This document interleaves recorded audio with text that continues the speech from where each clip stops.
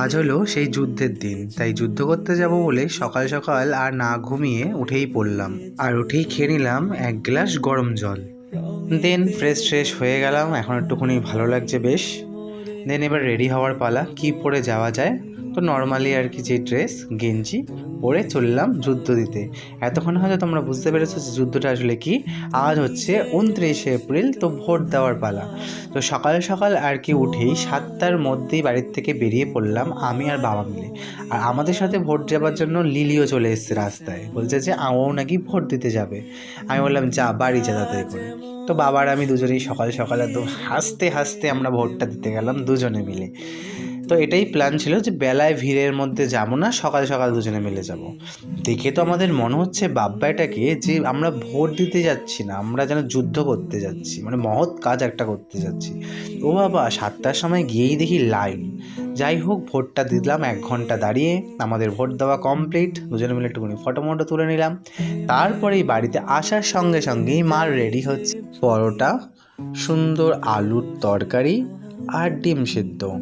তাড়াতাড়ি করে খেয়ে নিলাম, খেয়ে দিয়েই চললাম শুভর বাড়িতে। বেচারা 750 কিলোমিটার দূর থেকে এসেছে এবার ভোট দিতে, কাজ বাজ ছেড়ে। তাই ওর বাড়িতে যাচ্ছি, ওর কিছু ডকুমেন্টস নিয়ে ওকে দিতে। এইভাবেই ভোটের সকালটা কাটলো। বিকালটায় ছিল দিদিভাইয়ের জন্মদিন, তো দিদিভাইয়ের জন্মদিনের জন্য ওর বাড়িতে চলে গেলাম আমরা জিজুর বাড়িতে সবাই মিলে। আর কি, সেখানে গিয়েই প্রচুর বৃষ্টি। সে ঘরে কত লোক, বাইরে কত লোক, ছাদেও একটু গিয়ে বসতে পারছিলাম না। আর কি, সবাই মিলে একসাথে বসে রইলাম, হাসাহাসি মজায় আর কি করলাম, আর এই সুন্দর আবহাওয়াটার উপভোগ করলাম। পুরো একটানা জমকে বৃষ্টি হচ্ছে। তারপরেই আর কি দিদিভাইকে রেডি করে একদম বসিয়ে দেওয়া হলো কেক কাটাতে। দিদিভাইয়ের পাশে এত বাচ্চারা চলে এসছে, মানে গুড্ডুর সব বন্ধু বান্ধবীরা সবাই চলে এসছে। তো সবাই মিলে আমরা রেডি হলাম কেক কাটানোর জন্য। আর আমার বোন তো যেখানে টেবিল পায়, চেয়ার পায়, সেখানে আগে নিজে তাড়াতাড়ি করে টুক করে একটু বসে নেয়। এত লোক কেক কাটাতে ব্যস্ত, কিন্তু ও বসে আছে। আর বিশ্ব ক্যামেরা প্রত্যেকবারের মতোই। তো আমি সবাইকেই আর কি তুলছি, কম বেশি করে ভিডিওতে নেওয়ার চেষ্টা করছি। এইবার কেক কাটার সময় হুড়ুস তুরুস, কয়জন কোন কেক কাটবে, কতজন মিলে হাত ধরবে, এই চলছে ওখানে, মানে যাকে বলে রেষারেষি।